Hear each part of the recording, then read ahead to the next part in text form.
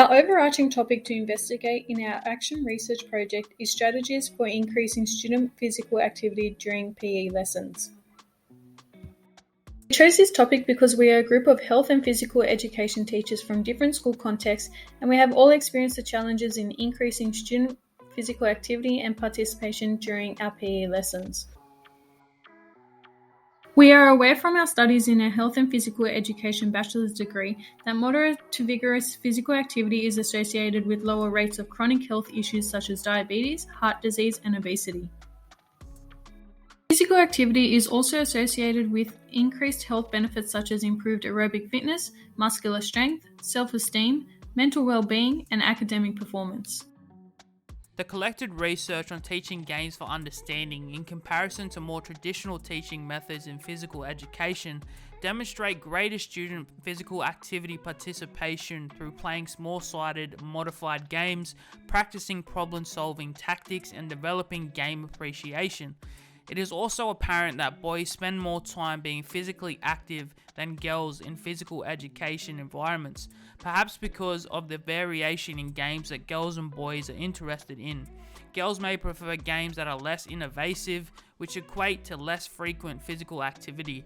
Hence, it is valuable to dedicate more attention towards supporting girls to increase their physical activity through motivation and autonomy support. Most literature that we found conceded that the relationship between students' physical activity levels and their enjoyment in physical education lessons has rarely been investigated with the implementation of teaching games for understanding, so it would be noteworthy to conduct further studies on the motivational constructs of teaching games for understanding on physical activity in PE lessons. Christie's literature review findings indicate during adolescence students begin to experience the causational effects of stress, whether it be from family dynamics, perceived expectations, bullying, or peer influences. Studies prove physical activity during PE lessons can help mitigate these stresses, as physical activity is associated with reducing responses to psychological stress, as well as decreasing physiological responsiveness to physical and psychosocial tension. An increase of positive moods and emotions caused by the release of endorphins coincide with the facilitation of broadening thoughts, behaviors, and intensify problem-solving and adaptive responses.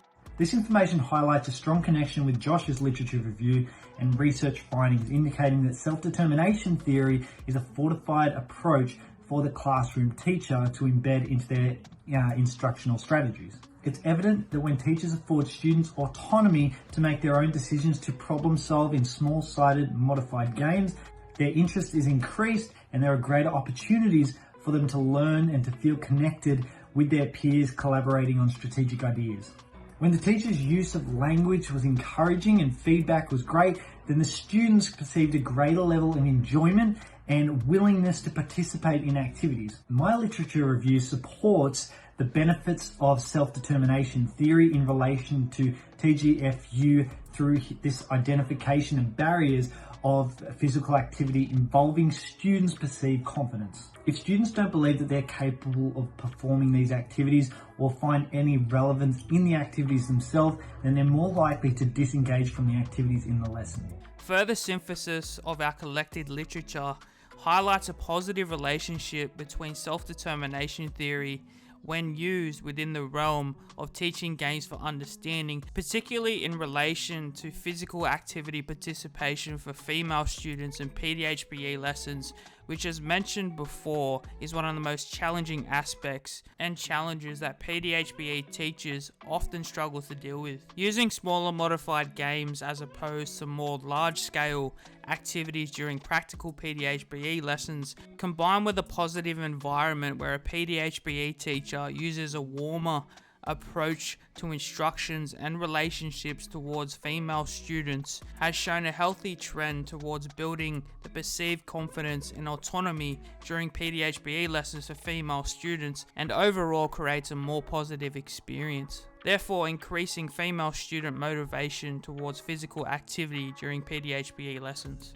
As physical education teachers, we understand the importance of obtaining the most accurate data Therefore, in this action research project, we utilize a mixed method approach to be able to obtain the best qualitative data and small elements of quantitative data. This data was obtained through the use of observations, which examined 2 PE lessons on teaching games for understanding. Interviews were also utilized and designed to gain valuable information from a student's perspective of 10 female students and 10 male students involved in PDHBE courses. 2 separate surveys were also undertaken which analysed 10 participants on the benefits of physical activity and 10 on the limitations and barriers of physical activity within physical education, and 2 additional surveys which gathered results from 44 participants across 2 physical education classes regarding student motivation to participate in PE classes. This data was conducted on Stage 4 Year 9 students from various high schools within Western Sydney. As PDHBE teachers, we believe that using a mixed method approach, specifically within the realm of physical education, using data collection from the perspective of the students themselves and also from the perspective of PDHBE teachers would allow us to gain the most powerful data in terms of highlighting the most important information and highlighting the trends that we see from our data collection, which we can then use as PDHBE teachers to identify and outline the most common and most influential data that have been highlighted to have the most significant impact in relation to strategies to increasing physical activity for students in PDHBE lessons. And this is particularly important in an area that has been deemed as under-researched. Survey results indicated 70% of students strongly agree that physical activity improves their overall mental health. When broken down, 80% of students strongly agree it improves their emotions and mood, and 60% strongly agree physical activity relieves stress. Compared with other areas of benefits, mental health displayed the most positive impact, with students believing and noticing physical activity improves their mental health. Another survey conducted also showed that more than half of students agree or strongly agree that they don't feel included in PE classes, which does act as a barrier to participation when viewed through a self-determination theory lens. This response, coupled with those 65% of students disagree or strongly disagree, that the tasks they complete in PE classes holds relevance in their lives outside of school, which suggests their level of intrinsic motivation to participate in physical activities is not present. During a co-educational Year 9 PE class, our initial observation took place following the teacher's implementation of direct instruction, which is the traditional instructional method used in PE. This was conducted as a pre-test to later compare the results of the same class being instructed using teaching games for understanding. In 1986, Bunker and Thorpe developed the Teaching Games for Understanding model, which features student learning using a problem-solving approach to develop games where situational skill development and tactical awareness are taught to develop an understanding of sport and games in PE. Learning is additionally supported by the teacher asking students guided questions that draw attention to various tactics of the game, followed by opportunities to try their own suggested solutions.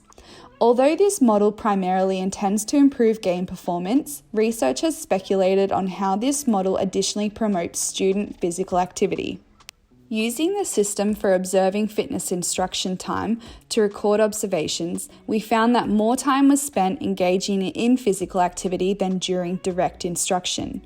This appeared to be because the teacher spent less time providing step-by-step technique instruction, which subsequently resulted in more time spent being inactive. We observed that teaching games for understanding encouraged peer connectedness, consequently through playing small-sided modified games, which provided greater opportunities for more students to make problem-solving suggestions for in-game tactics than what a whole class game did in the direct instruction lesson. Students were demonstrating more positive attitudes as less time was spent standing around or making verbal comments to other peers such as, "This is really boring." In the modified games, students were observed laughing and calling out to others to pass the ball to them. It was also observed that the teacher took on a student-centered approach as he walked around the small groups discussing how spreading out to provide more passing opportunities would benefit the attacking team.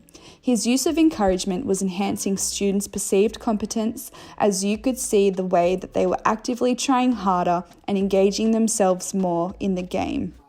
From Josh's literature review, he conducted student interviews which were designed to measure student perceptions of the 3 self-determination theory components: autonomy, perceived competence, and peer connectedness, which are cited in evidence as the most valuable framework to examine student motivation in physical education, but also to gain a better understanding of how psychological matters can also influence students' motivation towards physical activity, which has been noticeably under-researched in this topic according to Sorgi et al. In 2020. Further, Christie's surveys recognise that all students are aware of the physical and mental benefits of participating in physical activity and acknowledge the positive effect of emotions and reduction in stress levels. However, the challenge for PE teachers and schools is providing enjoyable physical activity environments and utilising approachable teaching strategies to increase intrinsic motivation and overall student participation in PE. My research observing student physical activity highlighted that teaching strategies like teaching games for understanding, when employed effectively, can be used to increase peer connectedness, student autonomy, perceived confidence, and provide greater opportunities for students to demonstrate in-game problem-solving tactics. Compared to more traditional teaching styles like the direct instruction method, which does not share the same benefits.